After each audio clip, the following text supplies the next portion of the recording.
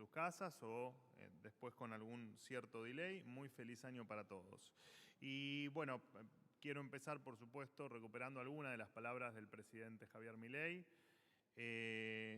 Este va a ser un año donde seguiremos encarando el cambio profundo en la República Argentina.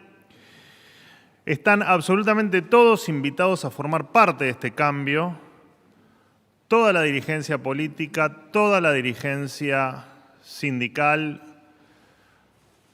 todos y absolutamente cada uno de los argentinos están invitados a formar parte de este cambio profundo que ya empezamos, por supuesto, a realizar desde la asunción del presidente Milei y que, por supuesto, seguiremos encarando en este año 2024, siempre en línea con la urgencia, con la situación de extrema delicadeza que tiene la República Argentina, especialmente en materia económica, entendiendo que comenzamos un proceso legislativo donde claramente hay dos caminos: el cambio, el querer cambiar, el querer transformar a esta Argentina en una Argentina mejor, más libre, donde quien quiera trabajar pueda hacerlo, que quiera invertir pueda hacerlo, todo sin el peso del Estado en sus espaldas. Este es el cambio que encaramos, y quien no acompañe será porque efectivamente considera que la mitad del país pobre, que los 5 millones de indigentes, que el 60% de niños pobres, que la falta de empleo, que el salario promedio de $300 y que estar alejados del mundo es el camino. Como para nosotros no es el camino, invitamos en este recorrido a sumarse a todos aquellos que quieran vivir en un país más normal, con más oportunidades y sobre todo con más libertades. El objetivo de la ley, por eso hablo precisamente del proceso legislativo, básicamente tiene 3 pilares, que es el de ampliar libertades, eliminar privilegios y desregular la economía. Quienes quieran acompañar, invitados a una Argentina mejor. Quienes no quieran acompañar, porque claramente consideran que el modelo de la decadencia de tantas décadas que nos acompañan en Argentina es el correcto, bueno, no es nuestra posición, pero así lo entenderemos, que van a querer vivir en una Argentina en la que muchos argentinos ya no queremos vivir más, empezando por el presidente de la Nación. En otro orden de cosas, el jueves recibiremos a una comitiva del Fondo Monetario Internacional. La va a recibir el jefe de gabinete y el ministro de Economía, por supuesto en línea con renegociar el acuerdo caído por, como ya todo el mundo sabe y es de público conocimiento, no haber cumplido con el acuerdo y es que él mismo se encuentre virtualmente caído. Hasta aquí lo que tengo para decir el día de hoy. Quedo abierto a quien guste hacerme alguna pregunta. Vocero, buenos días. Hola, Nicolás buen día, feliz Gallardo año. De CNN Radio, feliz año. 2 preguntas yendo en el sentido de lo que usted planteaba. Por un lado, usted hacía referencia acerca de lo que se podría evitar en materia de catástrofes, según palabras de Milei. Me consta que una alta fuente del gobierno expresó en los últimos días que el gobierno está de acuerdo con discutir o, entre comillas, negociar con la CGT o con algunos gremios. Ahora, la pregunta es si efectivamente el presidente piensa esto, atado por un lado al DNU que lanzó o bien a ley ómnibus, si está dispuesto o no a negociar Milei y qué está dispuesto a negociar, porque el DNU fue lanzado sin hablar con los gremios, mientras que en la ley ómnibus ocurre algo parecido. Esa es una pregunta. Y la segunda, si personas como Sturzenegger o, por ejemplo, hoy Eduardo Menem, por citar 2 ejemplos, van a seguir viniendo al gabinete cuando todavía no tienen un rol, un cargo definido. ¿Los van a designar teniendo en cuenta la magnitud de la información clasificada que están manejando, entre ellos Sturzenegger? Gracias. En principio, yo estuve en la reunión de gabinete y Eduardo Menem no lo vi. Bueno, pero yo estuve en la reunión y te puedo asegurar que no estaba en la reunión, así que el dato es falso o es incorrecto. Y con respecto a tu primera apreciación o tu primera pregunta, repito, empezamos un año nuevo, por favor, una pregunta por cada uno para que ustedes sean justos con ustedes mismos. Lo dije, de hecho lo vengo diciendo desde la primera conferencia, los canales de diálogo están abiertos de manera permanente y lo acabo de decir, todos los que quieran una Argentina ordenada, libre, segura y con crecimiento están invitados al diálogo. No termino de entender esto de negociar para ir adelante, para atrás. No. Acá se toma una decisión. El presidente Milei, previo a ser candidato a presidente, tenía una visión, tenía un norte de cómo quería que sea la Argentina. Cuando se lanzó a su carrera presidencial, lo comunicó. Y la gente lo eligió por entender que quieren o comparten esas ideas de una Argentina libre y de una Argentina próspera. Todos los que quieran sumarse a la idea del presidente Milei, acá no hay nada para ir ni para atrás ni para el costado. Agradeciéndole su gentileza, su tiempo, pero digo, pareciera que es o estás con nosotros o no estás, y en definitiva no parece que no hay ningún tipo de negociación. Por eso digo, ¿qué negociación puede haber? O estás con la Argentina que queremos o estás con la Argentina del pasado. Y no, para nada. Te repito, el canal de diálogo está abierto. Lo que no se negocia es la Argentina libre. Es lo que queremos. No se negocia el querer salir del 50% de pobres. No se negocia el querer terminar con la indigencia. No se negocia querer salir de los salarios miserables y no se negocia estar aislados del mundo. Queremos ser un país normal y eso sí no se negocia. Sí. Sí, ¿qué tal? Buenos días. Natalia Bacareza de Diario BAE. Natalia, feliz año. ¿Qué tal? Feliz año. Voy a retomar un poco la cuestión de esta reunión con el Fondo Monetario Internacional, un poco para conocer más detalles de lo que va a ser esta reunión, qué es lo que se va a hablar precisamente. El 9 y el 16 de enero vencen una deuda de 1.900 millones de dólares que tiene que pagar la Argentina, si va a estar hablando de eso y además si en esta renegociación del acuerdo con el Fondo Monetario Internacional tienen pensado enviarla al Congreso de la Nación. Gracias.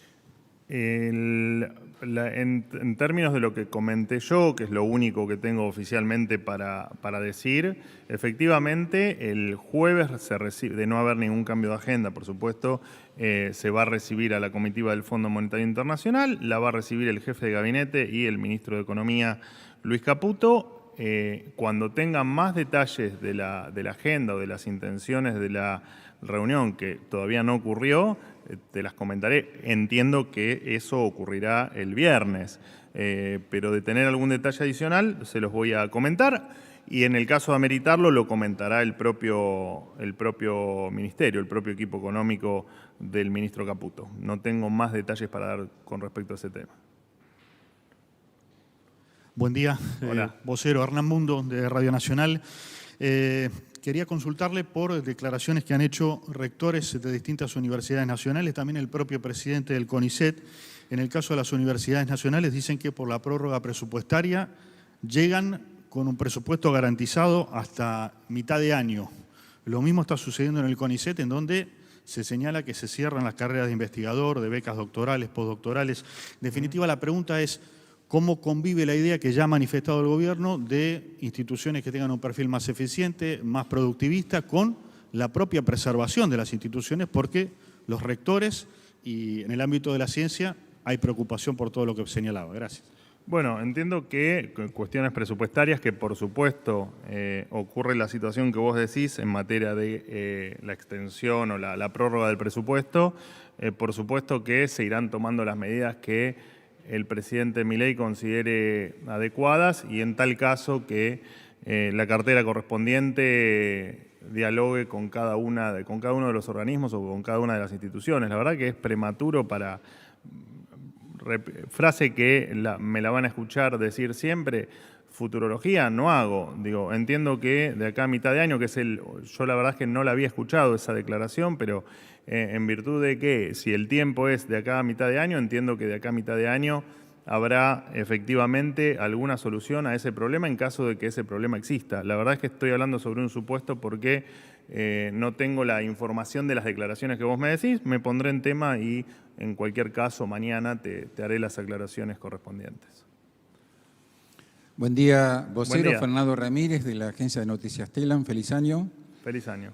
Respecto de la renovación, de la no renovación de contratos en el Estado durante el último año, si ya estamos en enero, si se está aplicando esa medida, y en la plataforma electoral del IA, en el punto de reforma laboral, se había anunciado que habría, en el marco de la chique del Estado, jubilaciones anticipadas y retiros voluntarios, si se piensa aplicar a partir de este año ese propósito. Gracias.